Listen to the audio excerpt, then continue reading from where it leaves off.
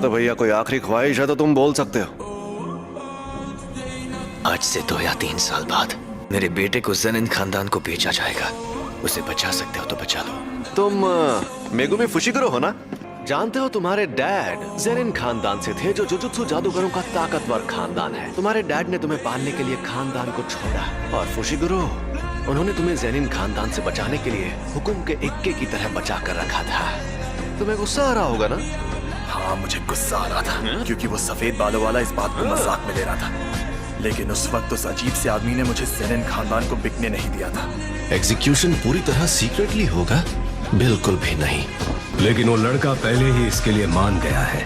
वो under as है, सिर्फ 16 साल का बच्चा, और हमें ये नहीं पता कि और कितने लोग उसके श्राप का शिकार हुए हैं। अभी तक 3 ग्रेड 2 सॉर्सरर्स और 1 ग्रेड 1 सॉर्सरर घायल हो चुके हैं, और इसीलिए तुम मुझसे बात कर रहे हो। शायद तुम ये बात भूल चुके हो। तुम इसकी जिम्मेदारी ले रहे हो। बिल्कुल, यूता ओकोत्सु अब जुजुत्सु हाई की जिम्मेदारी है। कुत्सु को तुम्हारे हवाले किया था। अब तुम्हारे पास कोई बहाना नहीं बचा है सातोरू गोजो। मैं कोई बहाने नहीं बनाने वाला था। तुम यहाँ भी मजाक कर रहे हो? अगर रिका ओरिमोटो बेकाबू हो जाती, पूरे शहर को तबाह कर सकती थी। मैं अपनी जान पर खेलकर भी ऐसा होने से रोकता। उसे कुछ वक्त के लिए छोड़ दो, फिर देखते हैं क्या होता है। भूलो मत, यूता ओकुत्सु की सजा बस थोड़े समय के लिए खारिज हुई है।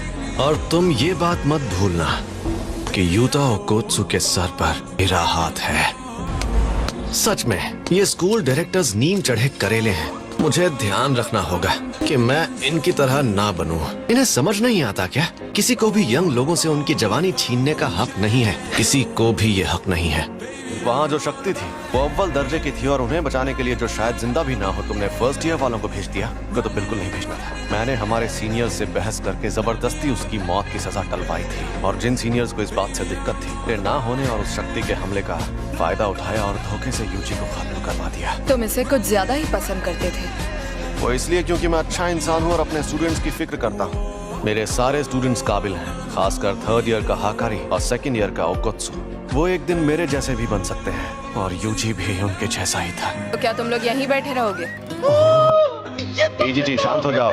UG welcome back. क्या आपको अभी भी यूजी से नफरत है? बात पसंद या नफरत करने की नहीं है। जुजुत्सु के कानून के मुताबिक यूजी को जिंदा नहीं रहना चाहिए। वो सिर्फ गोजो की बेवकूफी की वजह से जिंदा है।